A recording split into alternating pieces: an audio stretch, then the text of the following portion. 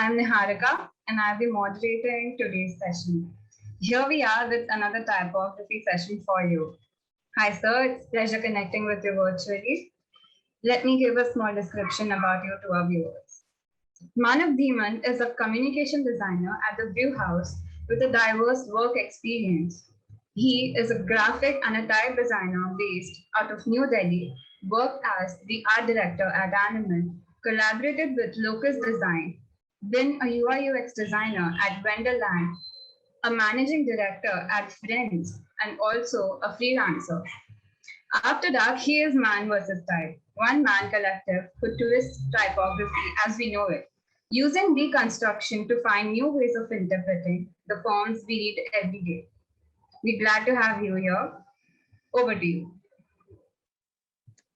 Thank you, Niharika. That's a great introduction.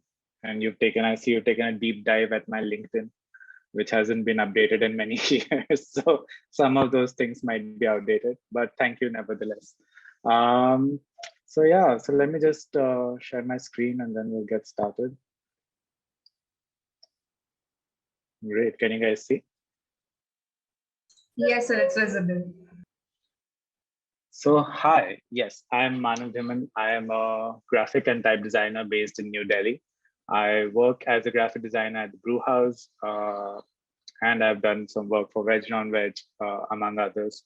So today I'm just going to take you through some things that I've learned as a recent graduate. I graduated in 2017 from MIT Institute of Design, which is in Pune. And then I want to just take this session and take you guys through some of my work as well. So it'll be like a mixed bag of things. Some of you might be aware of my work through my page. I sort of do my type experiments and post about them along with my work at Veg Non-Veg. And there's some of that work. And there's some of the diverse sort of kind of type work that I've been doing since the past couple of years. So how did I get started as a graphic designer? I remember looking back, it wasn't aware when I was in school, but looking back, I remember when I was in 9th or 10th grade, I used to just open up Word and I was really obsessed with making notes. I say that in quotation marks because it wasn't something that I was doing to learn my schoolwork. It was mostly just to be on the computer. And and I would try to sort of make those notes and try to copy the sort of layout that I would see on my textbooks, like have the questions bold and the answers regular weight and stuff like that, and try to choose the correct fonts, try to match the fonts as much as I could, and try to understand why the textbooks use a certain kind of fonts and stuff like that. And I feel like looking back, that's where my love for typography and started, and that's how I became sort of curious about what graphic design as a field is, because I was really amazed that there's a field that people pay so much attention to. Like there's someone, when you right click on your desktop, there's someone who has designed what pops up when you right click on your desktop. So I felt like that was really amazing. And that's when I sort of learned learned Photoshop, Illustrator, and I used to read through design blogs and stuff like that. And that's when my mom actually suggested that, there are these design colleges that you could probably apply to if you're into that sort of thing. And that's when I sort of started taking it so seriously and started pursuing design. There's actual footage of me when I was in 10th grade learning Photoshop. So the first thing I want to talk about today is don't take your work or yourself too seriously when you're a graphic design, when you're a student, or when you graduate. And it's most important when you graduate and you come into the real world, because I feel like there's a certain sort of seriousness attached to being a serious graphic designer, that people sort of lose that spark of creativity, or they start taking themselves too seriously, and that kind of impacts the creativity that they do. So never take yourself too seriously. Not everything you make will be a masterpiece, and that's completely okay. It's completely fine to do something, make a piece of design that you are not completely happy with, and just kind of move on from there. That's the sort of thing that a lot of people, like I see a lot of like people who want to become YouTubers, or like tech YouTubers or whatever. They're like look at MKBHD or any other like really famous channel or really big channel on YouTube, but they kind of forget where they sort of started. They weren't that what they are right now on day one, right? They started from somewhere. So I think it's a very iterative process to becoming the designer that you want to be, from the designer that you are. So yeah, never, everything you make will never be a masterpiece. So that kind of takes the pressure off of you, and then you can just go ahead and like start creating whatever the hell you really want to do. Because then you are not bound by, oh, I should be making, why doesn't my work look as good? You can just like kind of move on from that sort of thought process and start creating whatever you want to do. And that's what happened with me when I was working at one of my first jobs after graduating. That job was sort of, I had insane working hours. I would go to work at 10 a.m. and come back at midnight and stuff like that.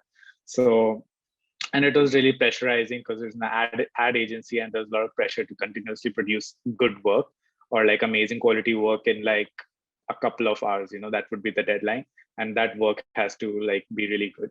And of course, it has to be, within a certain set of guidelines. You have to take feedback from your creative directors. You have to take feedback from the clients. So what I started doing was, when I used to come back home, I'd just like spend 5 or 10 minutes on my phone and start sketching these sort of letters as a sort of exercise for myself. It wasn't really an exercise. It was just like a thing that I would do to unwind after coming back from work, because here I could do anything. I didn't have to take any feedback from anyone else. I didn't have to think about what the client would say. All of those things were left at work, and I could just come back home and just create whatever I want to.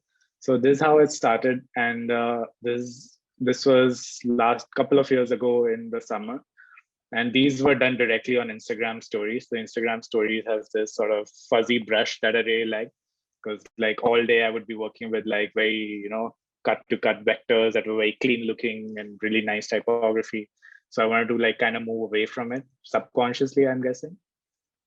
And then I started posting these on my stories, and just started creating all of these like weird shapes. I thought like, what would happen if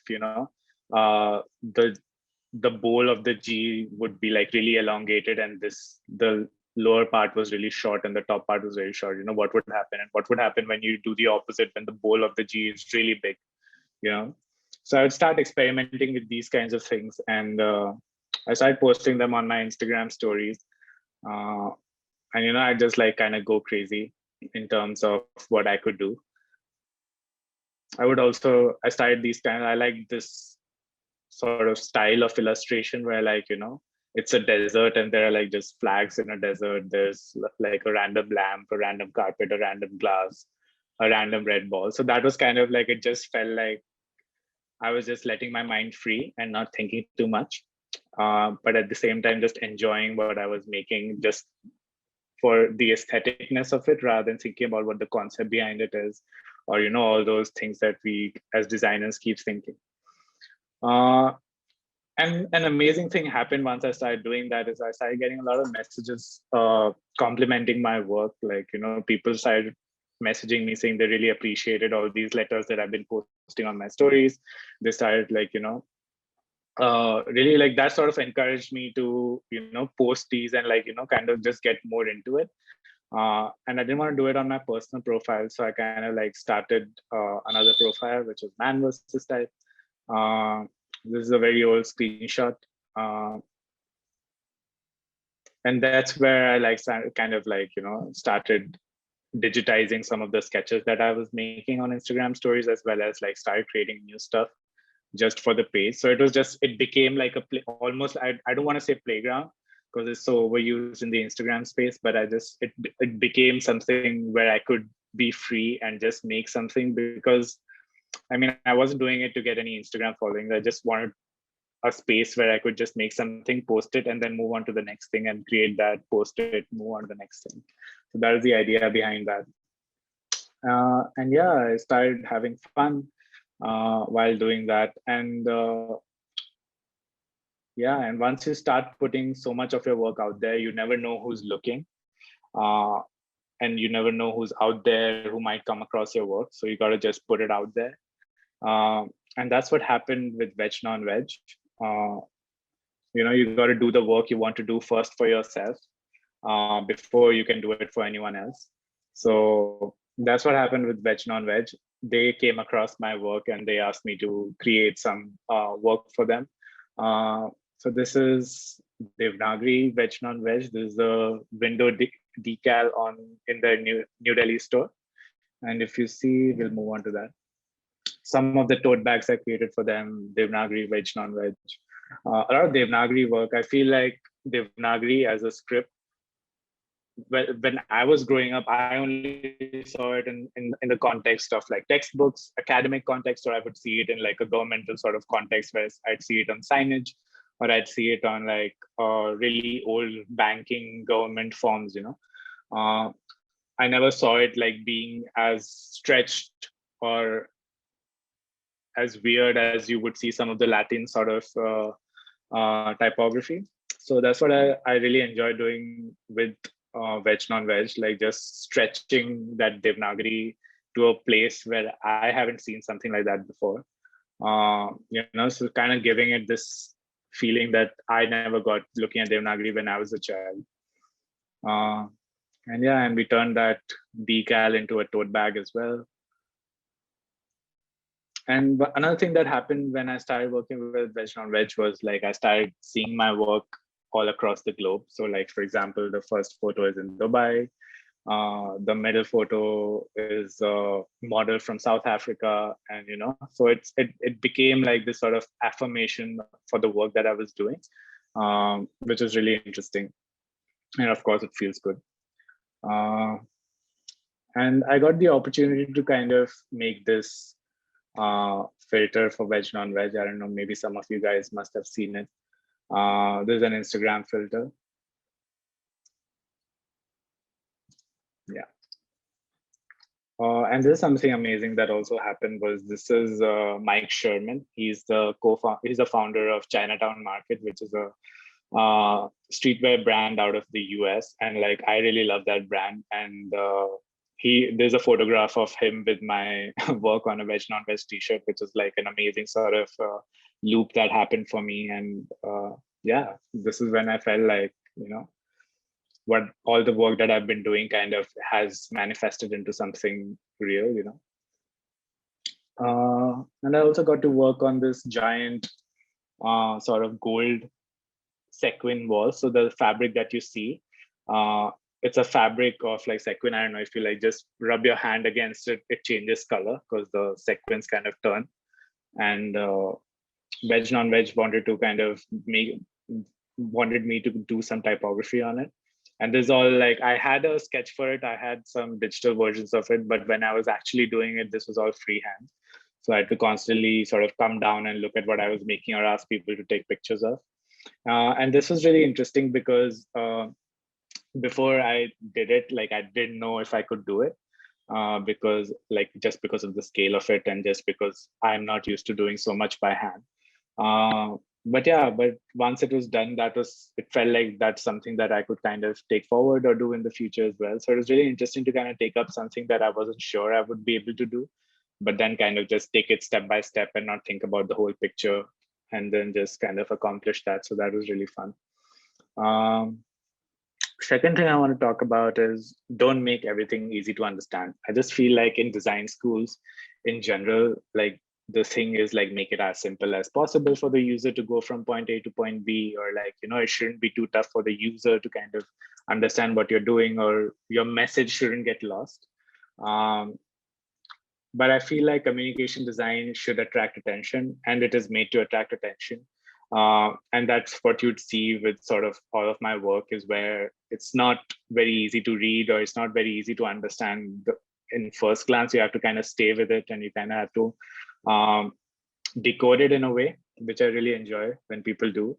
I kind of realized this in my final year of college when we were doing our pre-diploma show. And I was in charge of doing the graphics for it, the posters and stuff. And I decided that I wanted to kind of do it all in Devanagari, but it's not Hindi, it's English written in Devanagari. So pre-diploma show, don't forget second floor foyer. We have snakes and iced tea, stuff like that. And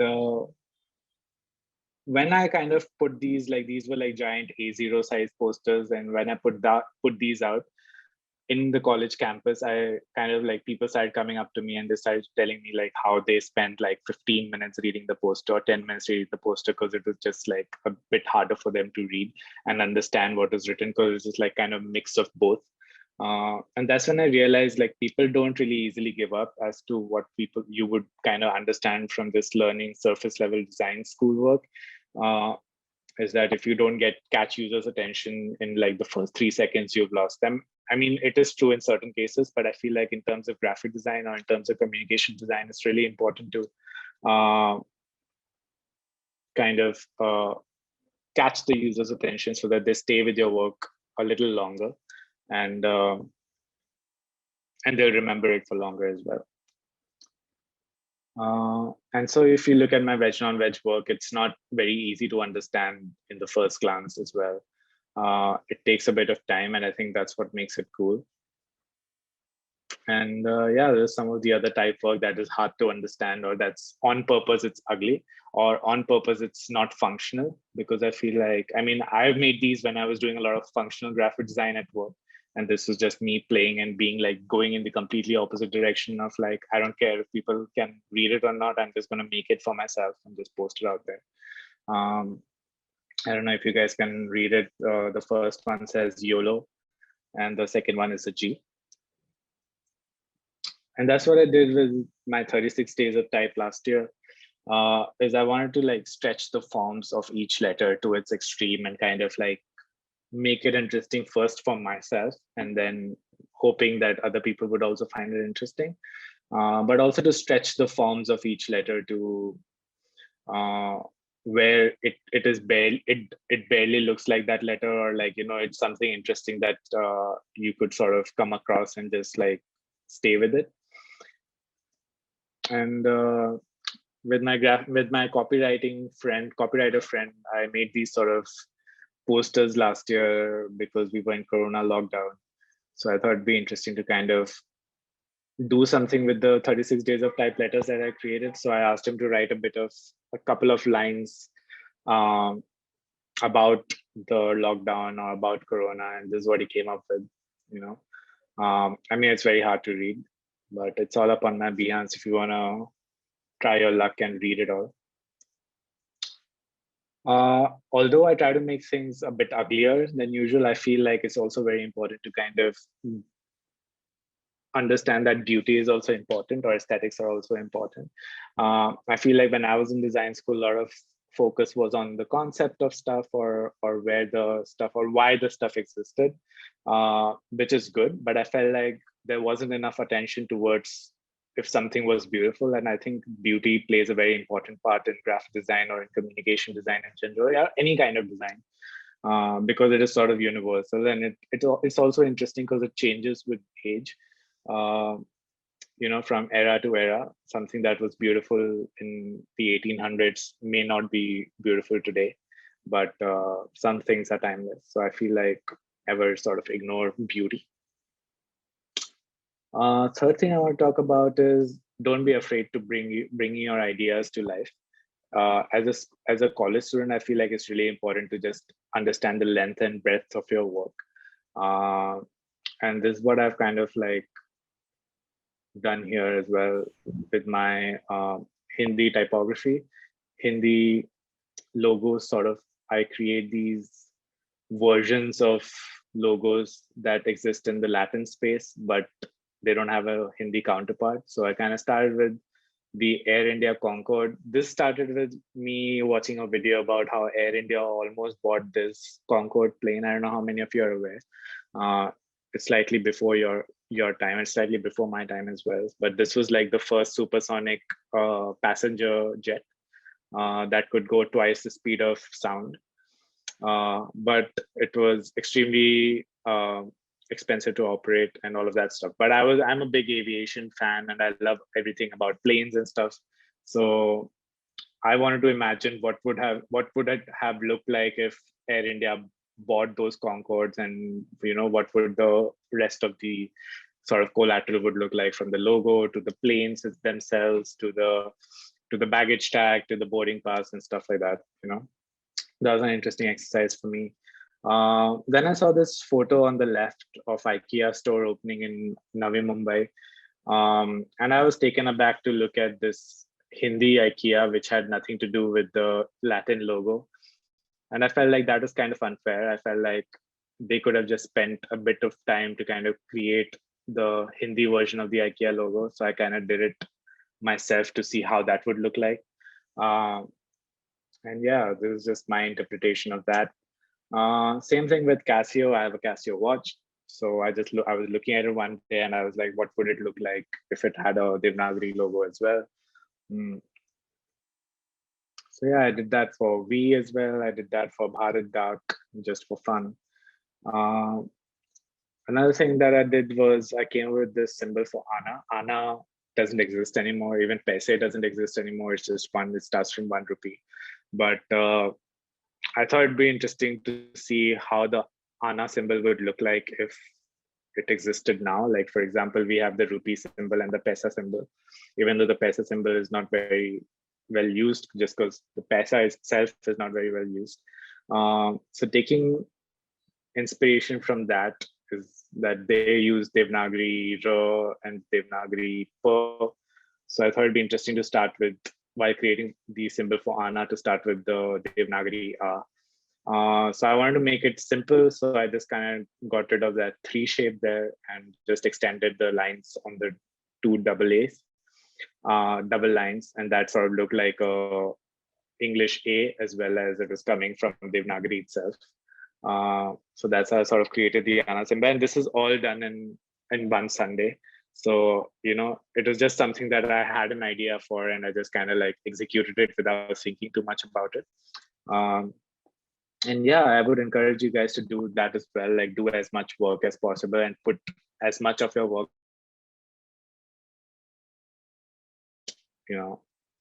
you'd never know who's looking. So yeah, just to recap, don't take yourself too seriously, make people look, and bring ideas to life. And just before I kind of wrap this talk up, I feel like it's very important to kind of just make one person's day with their work. I remember when I was in college, I used to like scroll through Behance and look at all the amazing work, and I used to feel so inspired by it, and like used to feel so motivated to, or inspired to do my own work and take it to that level. And I just thought to myself, like, while I was thinking that in college, like if I could make someone else feel the way I'm feeling right now while looking at all this amazing work, like, that would be, a job well done. Even if like 10 other people hate it, but just that one person feels inspired by it, that's just like, that's it. That's my sort of work's purpose anyways. So yeah, so that's it. That's everything from my side. I don't know if you want to open it up to questions or. Oh yeah, that is an amazing presentation with the video work and the gist you did. Is there anyone in the audience who wants to ask sir a question? Please unmute and ask the question.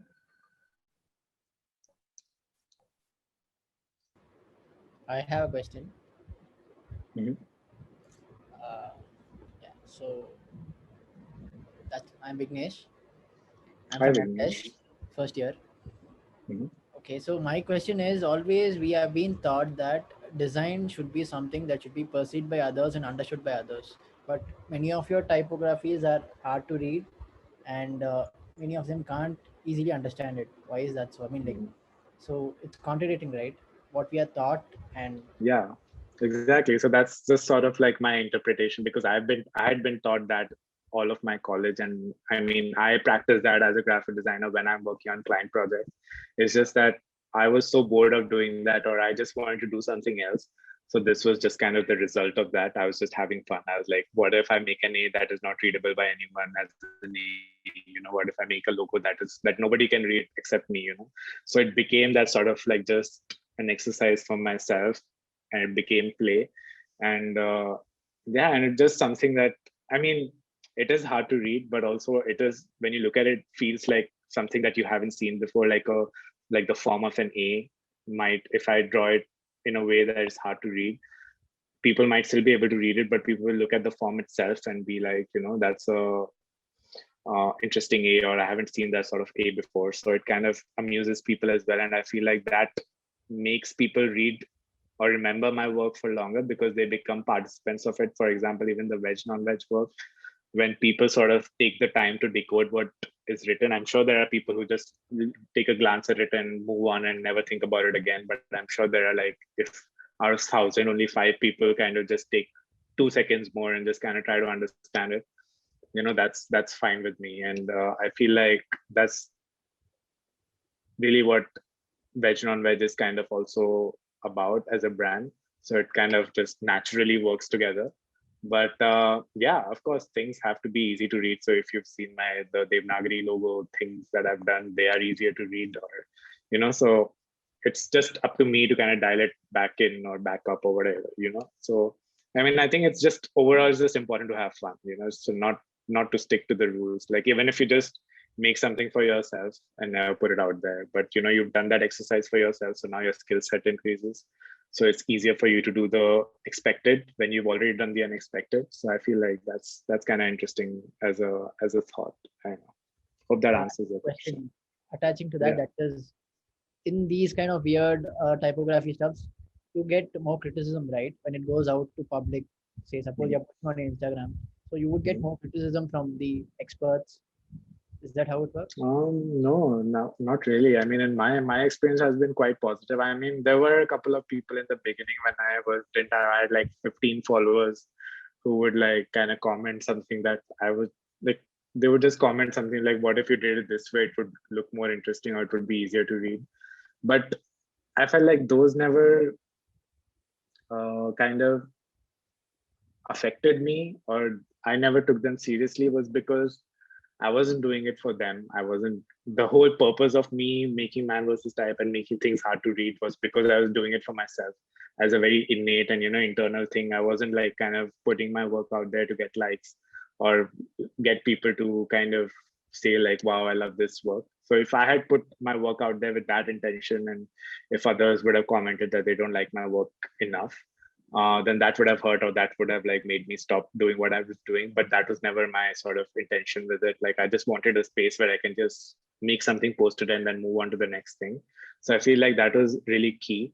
But yeah, of course, there are people who would criticize your work, but I feel like they are never the experts. The experts are always encouraging of whoever is kind of coming into the field. I feel like typography or type design as a field itself is so small that whoever kind of new comes in, people are very, or the expert type designers are very sort of happy to take them in. And I feel it rarely happens that someone criticizes your work. And I feel like if they are doing that, then you probably shouldn't take their word seriously, because like the good people will never do that.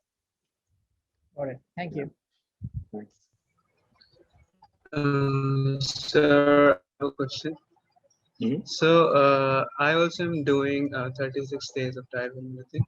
So I was making type posters since like the new year, and I feel like now that I've done couple of like really good ones, like according to me. So when I took it to like for to get it criticized by my teachers and everything, so that I can get more expert opinion on them. So he said one thing, that have a control on what is art and what is design, because what I was putting out was like less legible but like really good looking, but I don't see fonts as something to read but as a shape to have fun with. Yeah. So now that I've made posters and I see like works of David Carson and everyone, so I while doing assignments, I feel like I should add my flavor, like my style to it. But in the end, I would feel like it would make the work less legible and would defeat the purpose of the assignment. So like I need advice, like should I do it from the first year or should I wait and get the basics right and then move on to this stuff? That's an interesting question, actually. Like I've known people who can go both ways, like kind of do the unexpected, but kind of keep it like it's a thin line between something that's really cool and works and something that is really cool but doesn't work in that particular sort of uh, constraints, the constraints of the brief itself, for whether it's an assignment, college assignment, or whether it's client brief, So I think what's the most important is understanding what the brief is. So for example, like if I get a client and they say they want just a very simple sort of type logo, I wouldn't waste time creating something that's really out of the world or really, hard to read, because I know they will never take it and I will not get paid, at the end of the day. But if I can stay within that sort of those constraints, if they want a simple type logo, so now I start thinking about, okay, what's simple, how can I be interesting within that simple sphere or within those constraints that say it has to be simple. It could be as simple as just like maybe drawing an A, like an uppercase A without the crossbar, So that's still simple, but it's something that people will look at and will remember. So I feel like whatever you do, like, yeah, of course, if you want to go wacky and all out without a brief, that's art. But when you have a brief that's designed, so that's, you have to kind of stick with it at the end of the day to kind of make money out of it, or just like do good graphic design work. So good graphic design work is always something that satisfies the brief. It may not look good it may not be the most cutting edge sort of graphic design that you'd ever do. It wouldn't be like the most inspiring graphic design you'll ever do. But it'll be successful if the client likes it. So I think that's what matters. So if you're doing college assignment, I mean, I would, as a college student, of course, you're in the first year. So I think it's all about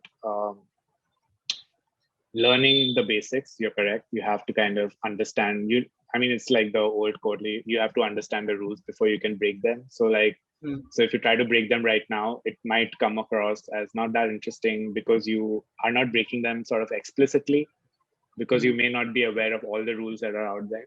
So it becomes funner once you know the rules to kind of break them, because other people who know the rules as well, and they'd appreciate it.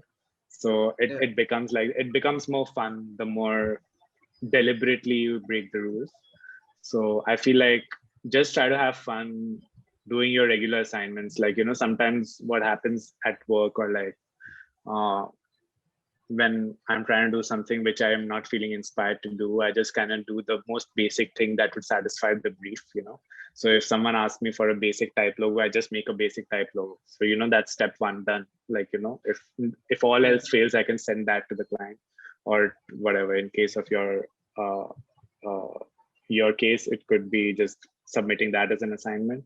But the thing is, what happens is once you make that basic thing, the ideas start coming in, because the ideas always come in the process of you making it. They will never come in the ideation phase. Yeah. So once you actually start, for example, sometimes if I have to make a social media post at work, sometimes I just start as basic as what's the background color. So I just draw a rectangle on Illustrator and make it blue, and then the ideas start coming down, like, oh, on that I can put yellow type, maybe the type is really small. So it becomes like that iterative. So every time I make a blue rectangle, then I make a copy, then I put text on it, then I make another copy, then I change the text size. So it always is like, if I don't like something, I can always go back to the previous step and take it to another direction from there. So it's never something that I've lost after I've created it. So I feel like, to answer your question, as basic as possible is to kind of know the rules first, and and just have fun.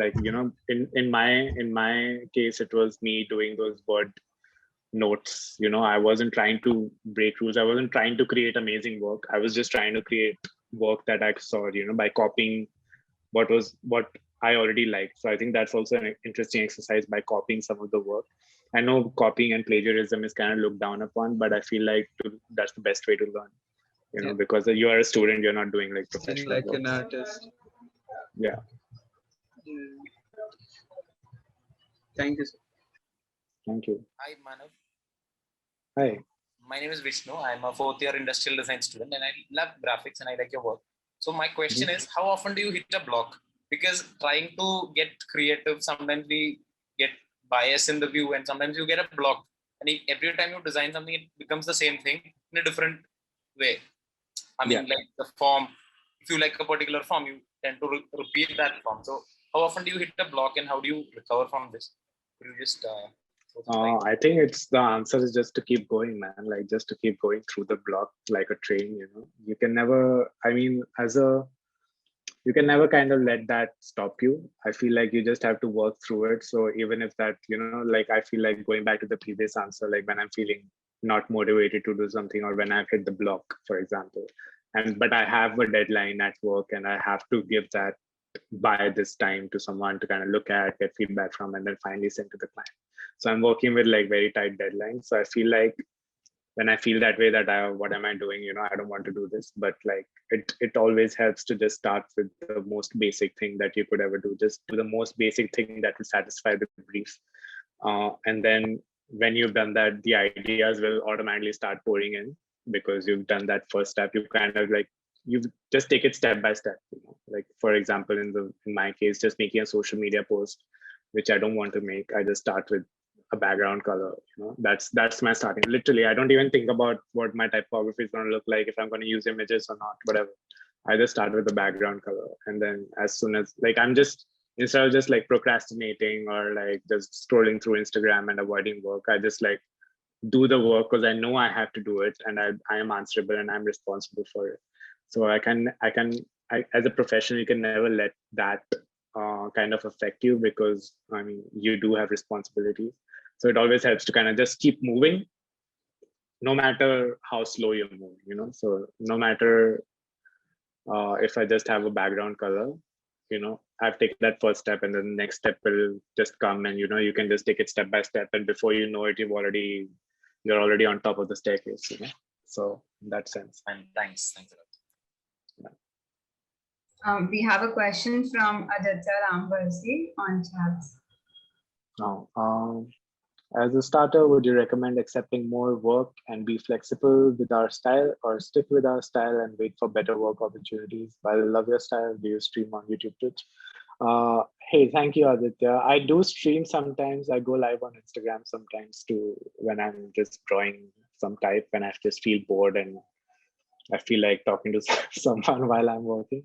So I just kind of go live on Instagram. So maybe you could follow me and you'll get a notification.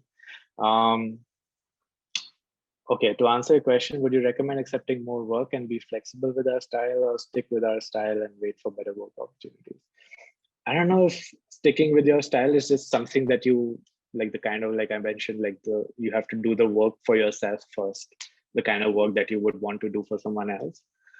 So when someone kind of sees that work on your Behance or on your Instagram, wherever, they already know that you can do that and you'll get that. And those people will approach you directly to kind of create that your own style of work. So that helps. I mean, you could go the other way as well. You could accept any sort of thing that comes to you, you know, that's also fine. But you could go both ways, to be honest. Like, you don't have to choose one or the other. You could accept work that is coming your way and do whatever the client wants you to do. That's completely legit, and that's what a lot of design studios and agencies do. Like, I firmly believe that you should do the work, or you should take up work that you don't want to do at first, like that you hate doing. Like, for example, if you hate making websites, maybe take the website work up just because you want the money or you want something that is coming with it. And then just take it and do that. Like, and you'd be surprised how, because you don't want to do it at all, that you try to make it interesting for yourself while you're working on it, and that would take that to another level. Or you just try to make it interesting for yourself, and that would result in an interesting sort of final product that would come out of it. So yeah, like I don't know who said this, but I don't know, maybe it was a YouTuber or I read it in a book, but like to know what you want to do, you have to do those things that you don't want to do first or you hate doing first. Like, for example, I think maybe it was Chef's Table on Netflix, where a chef was like, I just took up the first job that I could get because I couldn't get a job in a Michelin star restaurant, or I couldn't get a job in a 5-star restaurant. So I just took whatever job I could get. So he was washing dishes for like 3 years before he could move up and cut vegetables and then move up and then, so it's sort of like it's always just taking whatever you can get, because you're constantly in motion, you're not stopping anywhere. So even if it's just washing dishes in a restaurant, like as a metaphor, if you can take it, that's better than not doing anything at all in a restaurant. So yeah, I think it can go both ways, to be honest. Just keep doing your work on the side as well, that you would want to do in the future. Thank you. That's a lot of struggle. So any more questions? Hello. Hi. Yeah. Hi, sir. I'm Sarthak. I'm aspiring communication design student. I'm studying a second year. So I had one question. So what is your thought process with the typefaces that you develop or design? So for example, whenever I get any kind of assignments, I design something that has an element which has a meaning as well. So is that the same thought process which you go through, or is there some other wicked or fancy way with that? I mean, I don't know if there's any right or wrong in a way, like the process that you could go through. I've started tons of projects with the way that you're describing, like starting with the concept and then taking it forward. But I feel like I've done it so many times that I've gotten bored of that process. So now I just start, like, if it's like a typeface that I'm working on, I might just start with like just an idea. Like I'd be scrolling on Instagram, I'd see some work that would have some like quality to it that I would really like. So I take that and like take that forward into something else. So it becomes like, for example, it could be a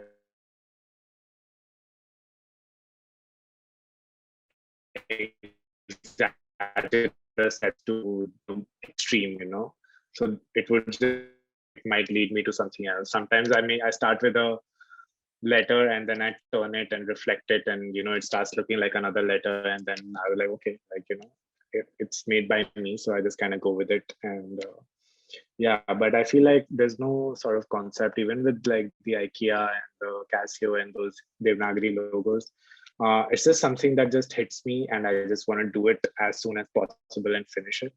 So it's just kind of that sort of, that's the process of it. I just feel like it just starts with something very basic, and then I just start executing it without thinking about the concept too much. And you'd be surprised how that sort of, like how many professional graphic design agencies and studios kind of do work that doesn't start with the concept, but like once you kind of make something, you kind of realize, oh, it could be this way, and that would mean that this would satisfy the brief in this way. So it becomes, while you didn't start with a concept, while developing it, you kind of like connect the dots and be like, oh yeah, right, it can be this way as well. So so there's no right or wrong way. I feel like it just comes down to, it's interesting, like the difference between art and graphic design, or design in general, is that design is for someone, like a client or someone else. So it's really important to kind of be able to explain to them your thought process. So that's why the concept part is very important, and that's why it's taught a lot or given a lot of importance in design schools, because at the end of the day, that would help you sell your work to the client. But a lot of times it doesn't necessarily need to start with a concept. It could just start with something as simple as, what would something look like if I did this to it, and then you can take it from there. It's just the most important part, I feel like, or the most challenging part about the process of just starting with the concept, is that it stops you from working. Like it stops you from actually making something. You're just thinking about it, and you just keep thinking about it, and then you never end up with something that's interesting or cool, because you thought, okay, concept is the most important thing. Once I've figured that out, I'll make it.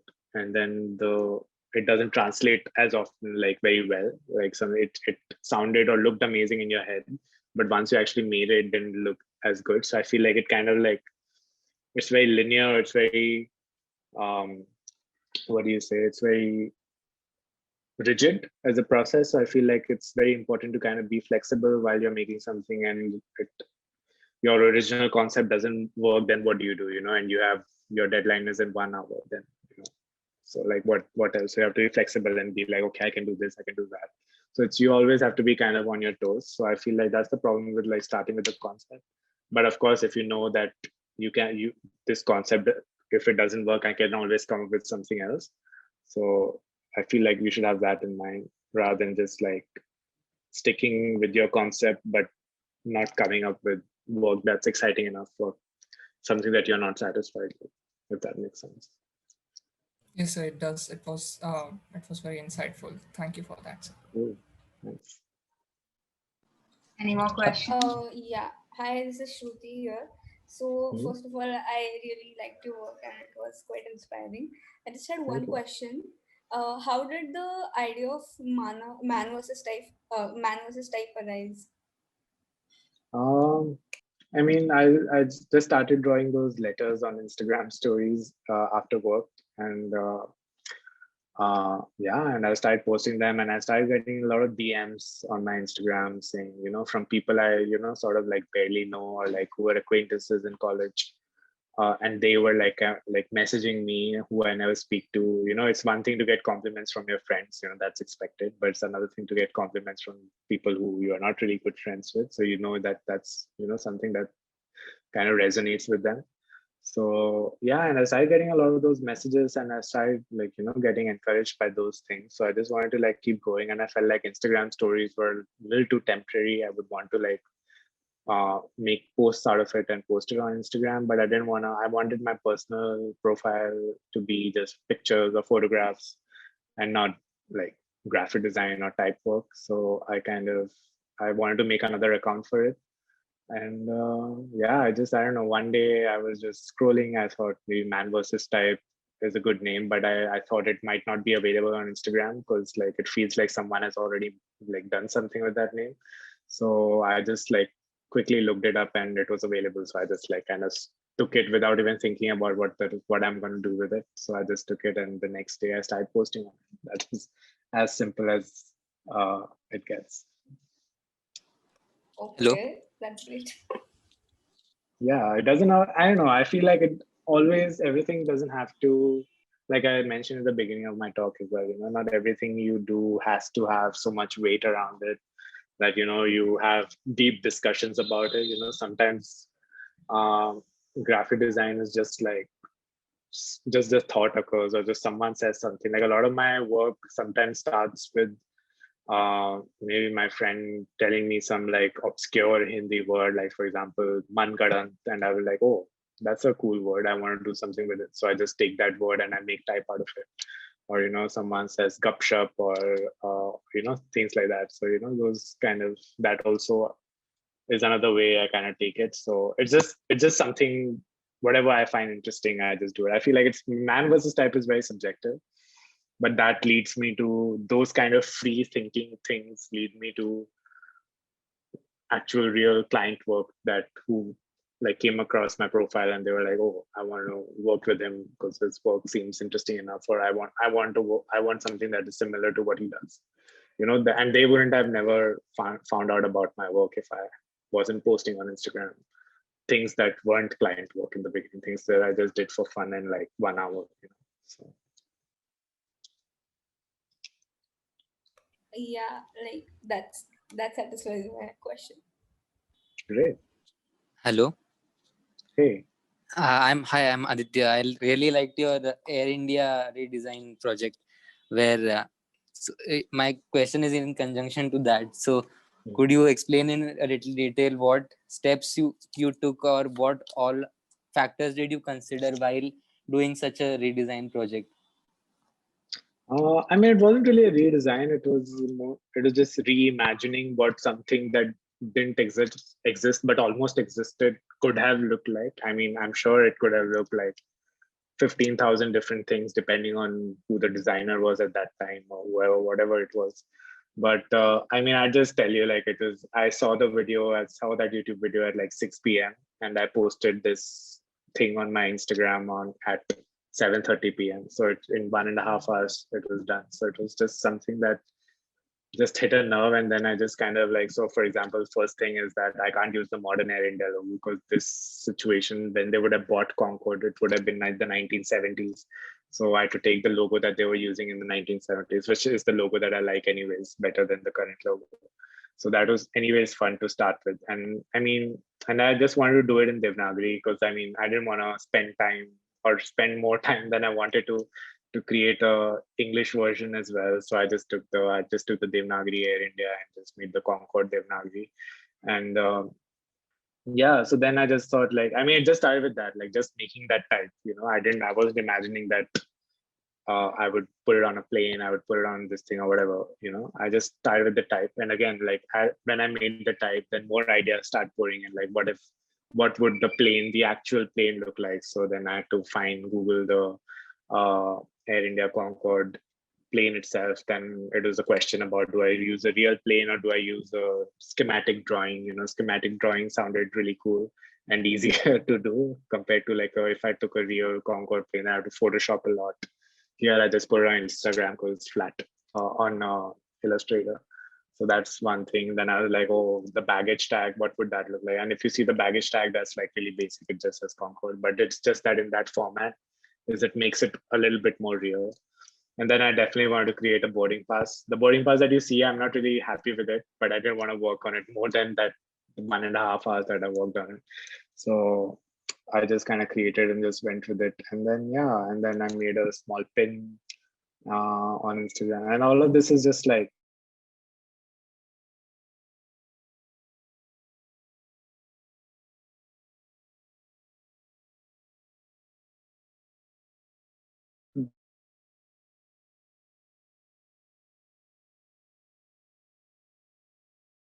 nobody else gets to see what I'm making, then those 100 things don't matter. And nobody's going to think about those 100 things.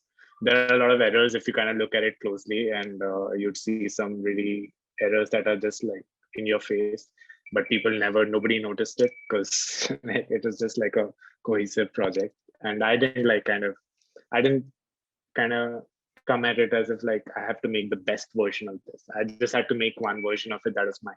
I never aspired to make the most amazing or the most realistic. I just aspired to just make something out of it. So, you know, I feel like that's important to just take that pressure off. Never try to do the best. I don't know if that's an inspirational quote you should use. Never try to do your best, but just try to do something at least like a little bit, you know? Yeah. Yeah, that was very insightful. Thank you. Great. So Ria asked a question. Go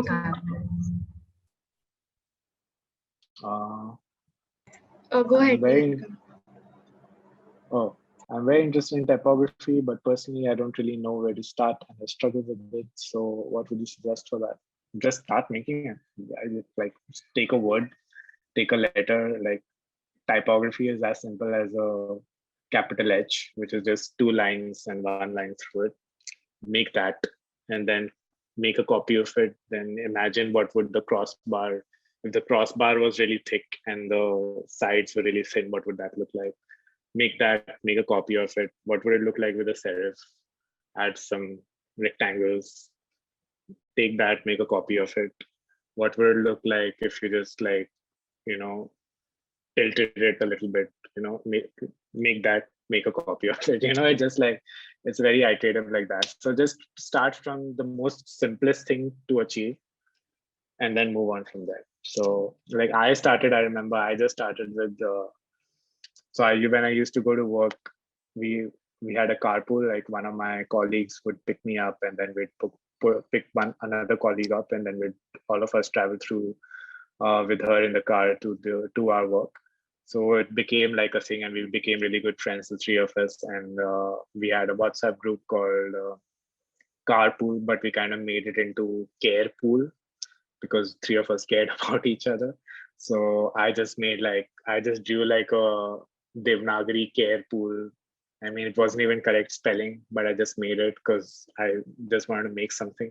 It was just like, I mean, it was the most random thing. And then someone said, "Oh, that looks cool," and then it took off from there. So yeah, so don't stop. Don't try to. I mean, it's good to know the rules, but I feel like it's better to just start and then get to know the rules along the way. So hi, hello sir. Again, I am a communication design student, second year. So I have a question basically. So whatever work I have seen that you have done is of just done in a 1 hour time period or 30 minutes.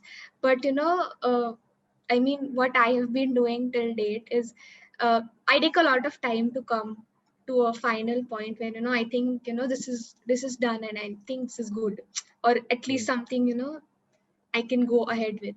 So when you post it on Instagram, you really need a bit of a confidence when you post a 1 hour work. So I just want to ask, what gave you that confidence that even if I've done this in a short period of time, it does reach that level? That's an interesting question actually, because I mean, for me to do something in 1 hour, that has taken 7 years of me doing something in 1 month, so like it kind of is, it's not something that I did it in second year. I could have done, like the things that I'm making right now, I couldn't have made them when I was in college or when I was a second year communication design student. I couldn't even have thought about doing those things. But it's just, I feel like, I mean, I think who said, Paula Scher said it, like she made the Citibank logo. So she said she made it in, like, it's very famous, sort of like a folklore, like that she just scribbled it on a piece of tissue paper and she was like, this is it.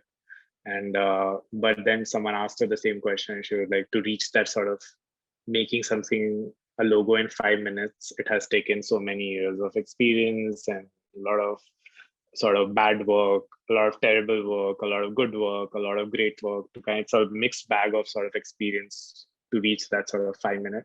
Because you already, the more you do work, so it's really important to do as much work as possible. And I feel like in college you do a good amount of work, but that's nowhere close to how much you would do once you graduate, and if you joined a advertising agency, where you're expecting, it's just that you're expected to do such amazing work in such a short span of time, that exercise, if you keep doing day in day out for 8 hours a day for 3 years, you I mean, I would have made, since I graduated, till today, that has been like 4 years or 2.5, 3 years. I'm sorry if you can hear that car alarm in the background. But anyway, so if in those 3 years or 4 years, I would have created close to like 4,000 social media posts. So that gives you a thing of like how much work it kind of you have to do. And that's not, I'm not even old yet. I'm still like a beginner in my career. So like, so yeah, so that's the kind of amount of work that you would automatically anyone would do. Even if you do the most basic thing in 2 years after graduating, you would probably you would have to make like 2,000 graphic design posts. So that's just something that comes with time.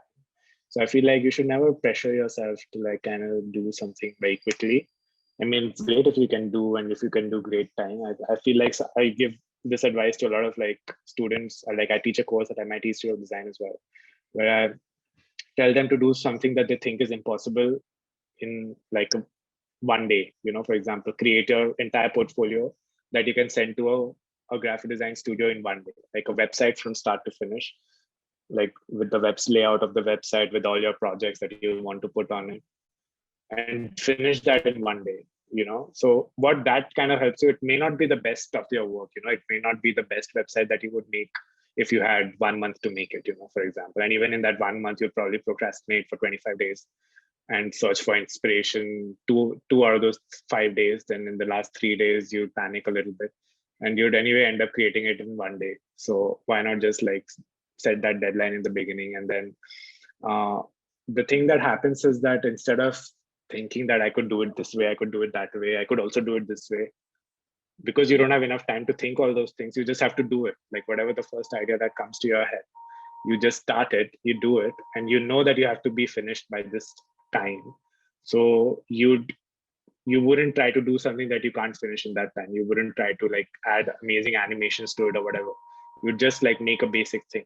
So once you make that in one day, and it's very possible to do that, even if it doesn't look that great, it's something that you have made compared to something that you wouldn't have made in, like if you were just sat on Pinterest for like 3 days, you know. So it's very important to just make something, no matter how bad or how worse, or no matter how great you could think you could take it. Just because you've done that first step, now you have a website, now you have your projects up. So now that big block is gone. Now you can be like, oh, what if now it becomes like an iterative. What if I like if when I hover over a project, it like rotates or whatever, you know, like so that's easier to do now because you've made the rest of the website. That's just a small change that you have to do. So you can take it that way. So what the most important thing about that sort of exercise is that you end up with something at the end of the day, rather than ending up with just thoughts. You have something that is tangible. So we do that a lot at work, and you'd see it when you come to in real life. Like we have a client who likes to discuss things, you know, like they just like to, if you get on a call with them, they're very happy to discuss ideas and concepts and very happy to not look at any graphic design work. But what happens is then we just kept having like meetings after meeting with them. And in each meeting, we started from scratch on like the topic was social media plan for that company. And in 3 meetings, we just discussed social media plan, and all 3 meetings started from zero because everyone had forgotten what we had discussed in the previous meeting, because everyone was just having fun and discussing ideas and concept, and nobody was discussing real tangible things. So we kind of got bored of it, and we just decided we'll make a 60-day plan for them for social media. So that included, and we had like a week to do it. So that included like what posts on what date. So we made a calendar, you know, this date is World Wildlife Day. So they probably could do a post about that, you know. So like just something that we thought could be interesting to do, rather than just like keep discussing with the client or like, do you want to do a post on World Wildlife Day? You know, instead of doing that, we just like, we'll do it. And then we kind of made that plan. And once we had that plan in action, we just made the post. Like, even if it wasn't super in-depth, even if it's just the cover of the carousel of the post, we just made that. And in the next meeting, we showed that, and that we had something to discuss, and they were really happy with it. Even if some of our posts, we thought we could do better. It's just that they were there and they really liked it. And then that conversation could now go forward into something else, because that big chunk of work was done. And now we could be like, okay, fine, maybe we don't want to do the World Wildlife Day post, maybe something else about that, you know? So then it becomes a very tangible conversation that becomes sort of, so to answer your question, coming back to your question is, yeah, it's fine if that confidence I feel will build up the more work you do. So just focus on doing the most amount of work. And the exercise that you can do is just trying to do something impossible in an impossible deadline. And just to have something at the end of the day, I feel like. Yeah. Thank you so much. That really satisfies my question. Thank you. Great. So that was a lot of questions. So as we near the end of the session, I would like you to thank you, sir, for taking out your time and sharing your thoughts and making an entire presentation to make us all understand the need of typography and how insightful it was. We wish you the best of luck for your future endeavors, and we'll send you the link for the mentoring session. Okay, great. Thank you. Thank you, Nyariva. Thank you, everyone else. It was great speaking.